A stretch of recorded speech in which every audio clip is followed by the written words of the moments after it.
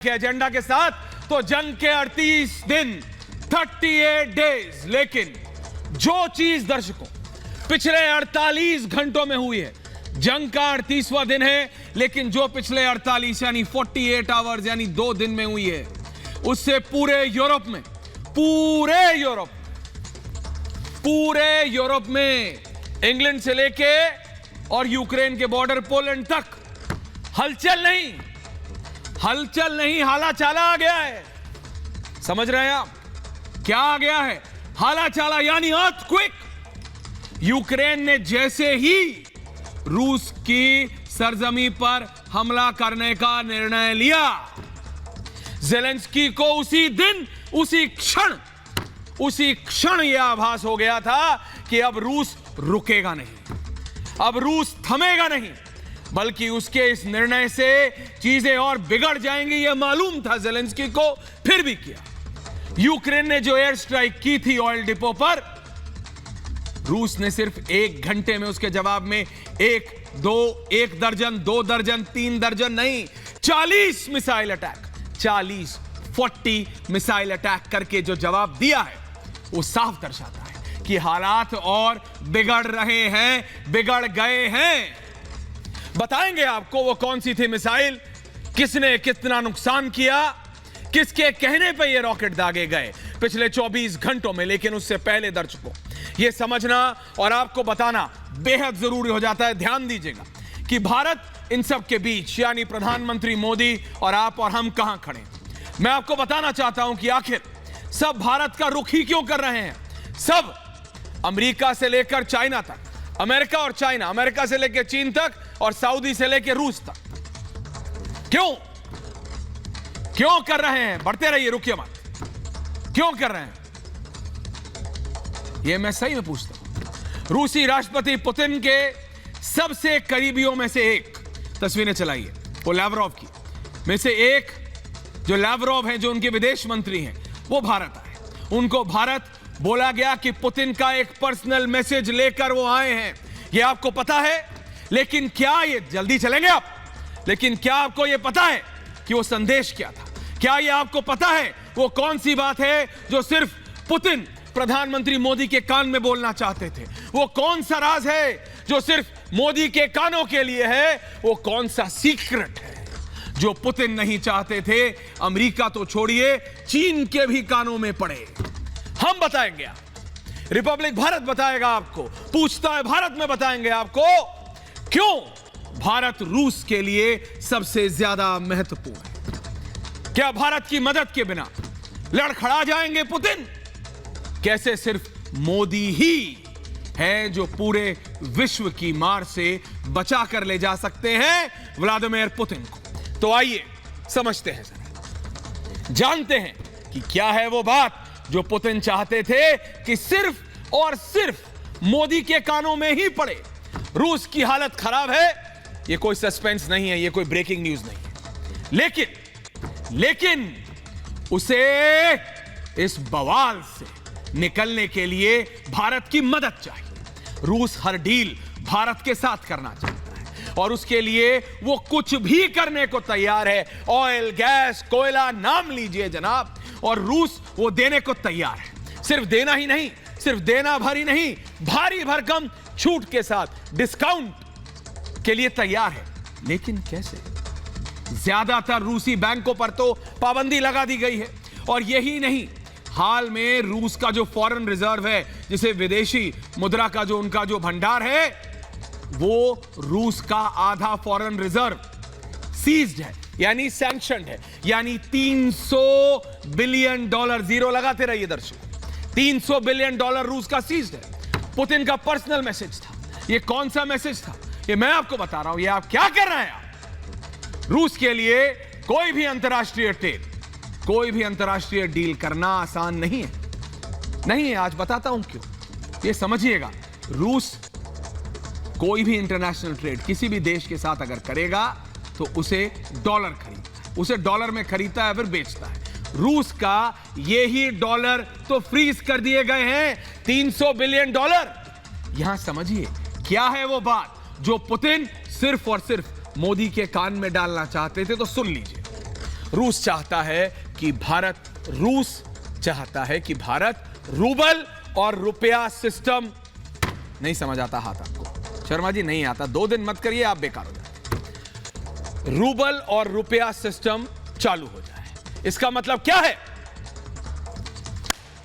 वापस जाइए, रूस और रूबल सिस्टम चालू हो जाए, यानी रूस रुपया में भुगतान करेगा और भारत रूबल में भुगतान करेगा। सुनने में आसान लगता है कि भाई रूस को भारत की मुद्रा में पेमेंट करनी है और भारत को रूस की मुद्रा में, लेकिन इसमें क्या खास है जानिए। पहला कदम उठाना पड़ेगा, पहला कदम रूसी बैंकों को भारतीय बैंक में अकाउंट खोलने होंगे और भारतीय बैंकों को रूसी बैंक में खोलने होंगे ताकि एक सिस्टम खुल जाए।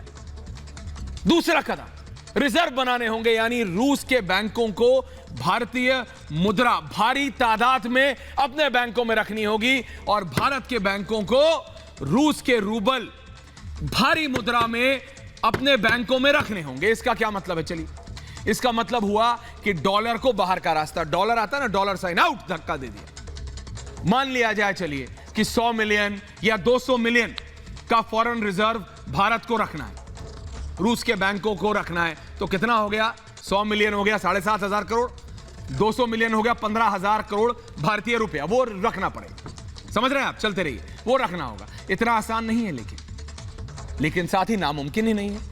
और यह भी मैं आपको बताना चाहता हूं कि यह पहली बार नहीं होगा, रॉकेट साइंस नहीं है ये, इसके लिए आपको एलॉन मस्क होने की जरूरत नहीं है ये सब समझने के लिए। समझ रहे हैं ना? रॉकेट साइंस नहीं है, चलिए, रॉकेट साइंस नहीं है ये। और अब से पहले भी एक नहीं 2 बार भारत इसे लागू कर चुका है, यानी इंप्लीमेंट कर चुका है। बताता हूं आपको कब। पहली बार हुआ था जब शीत युद्ध, कोल्ड वॉर हो रही थी, कोल्ड वॉर के दौरान। उस समय भारत और सोवियत संघ के बीच ही ऐसा हुआ था। भारत ने रूस से ऑयल खरीदा था उस समय भी डायरेक्टली, रुपया और रूबल का ट्रांसफर करके, लेकिन उसके बाद अमेरिका के चलते निर्णय पड़ा था। उसके बाद जल्दी चलिए 2012 में ईरान के साथ, यह बहुत महत्वपूर्ण है, भारत और ईरान के बीच रुपया और रियाल सिस्टम, ईरान में रियाल चलता है, भारत में रुपया और रियाल सिस्टम हुआ था। ईरान पर प्रतिबंध लगाए गए थे तो भारत ने ईरान से तेल उसी की मुद्रा में खरीदना शुरू कर दिया।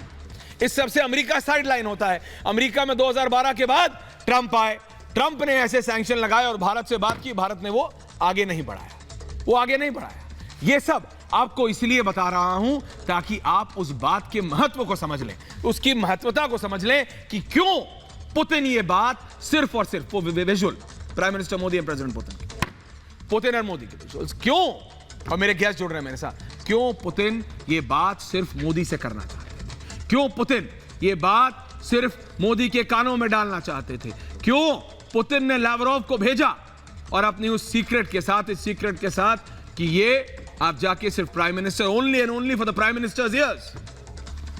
रूस डेस्परेट है, रशिया इज डेस्परेट, उसके लिए ये रुपया रूबल सिस्टम बेहद जरूरी है। इसका अंदाजा इसी बात से लगाया जा सकता है कि कच्चे तेल पर रूस भारत को $35 प्रति बैरल का डिस्काउंट दे रहा है। भाई हम लोग भारतीय हैं, हमें ₹5 का डिस्काउंट मिलता है, भाई हमें अच्छा लगता है कि नहीं? दर्शकों आपसे पूछ रहा हूं भाई, हम लोग अपने ग्रोसरी, हम लोग अपने जो बेसिक सामान होता है उस पे भी हम लोग तो देखते हैं भैया कहां डिस्काउंट मिल रहा है। भाई गलत बात नहीं है। रशिया हमको प्रति बैरल $35, वो भी युद्ध शुरू होने से पहले वाली कीमत पर आ जाएगा, यानी ये भारत के लिए बेहद महत्वपूर्ण है, फायदेमंद है। तो फिर भारत क्यों हिचकिचा रहा है? भारत क्यों हिचकिचा रहा था? Why is India not jumping on to this? क्यों?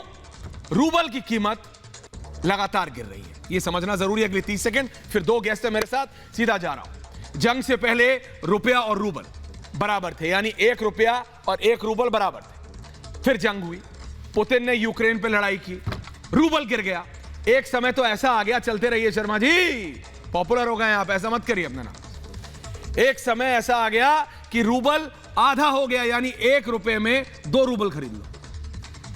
जंग से पहले था 1 भारतीय रुपया 1 रूबल, जंग होते होते मार्च के पहले हफ्ते में हो गया ₹1 में 2 रूबल खरीद लो। तो भारत को यह डर है कि कहीं रूबल की कीमत और गिर गई या गिरती चली गई तो जो लाखों करोड़ों रूबल का रिजर्व भारतीय बैंकों को रखना पड़ेगा ये रुपया रूबल सिस्टम में, उसकी कीमत कुछ नहीं बचेगी, भारत को नुकसान हो जाएगा। भारत तो बड़ा नुकसान हो जाएगा। और बात यह भी है कि यह रुपया रूबल सौदा सिर्फ वित्तीय नहीं है या सिर्फ तेल खरीदने तक सीमित नहीं है, इसकी बाउंड्री नहीं है, यह बहुत बड़ा पॉलिटिकल स्टेटमेंट भी होगा। जल्दी चलिए, रूस आशा करेगा कि भारत अब रूस की ज्यादा चीजें खरीदे, तो अमेरिका इस सबको कैसे देख लेगा?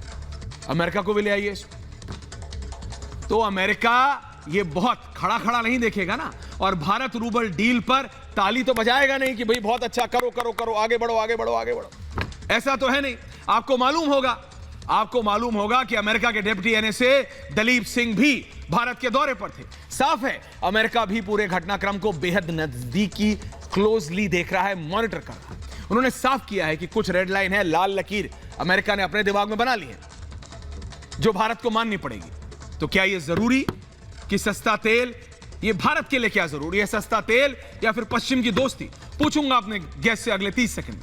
लेकिन नंबर्स को देखें, अगर नंबर्स ग्राफिक ले तो हमने तेल को आगे रखा है। दर्शकों, यह आपको मालूम होना चाहिए कि भारत सरकार ने किसको आगे रखा है, भारत के इंटरेस्ट को। और ये नंबर्स बताते हैं अपने आप में। अगर ग्राफिक है शर्मा जी तो चला दीजिए। 2021 में भारत ने रूस से 16 मिलियन बैरल तेल खरीदा था, जबकि 2022 में सिर्फ मार्च पार हुआ है, 2 अप्रैल है आज। 13 मिलियन बैरल हम खरीद चुके हैं, 9 महीने बाकी हैं दर्शकों। सिर्फ 3 महीनों में हमने 13 मिलियन बैरल खरीद लिया है, केवल 3 महीनों। तो आप समझ जाइए, राष्ट्र सर्वोपरि, नेशनल इंटरेस्ट सबसे ऊपर। पहले भारत की नीति भारतीयों के लिए, भारत के फायदे के लिए निर्णय ले रही है भारत सरकार। भारत क्यों भुगते उस जंग का खामियाजा, पूछता है भारत, जो नाटो और अमेरिका ने शुरू किया। बताइए, अपनी टिप्पणियां क्यों कीजिए, बताइए क्यों? भारत ने यह साफ कर दिया है कि भारत ऐसी किसी भी फायदेमंद डील को नहीं छोड़ेगा।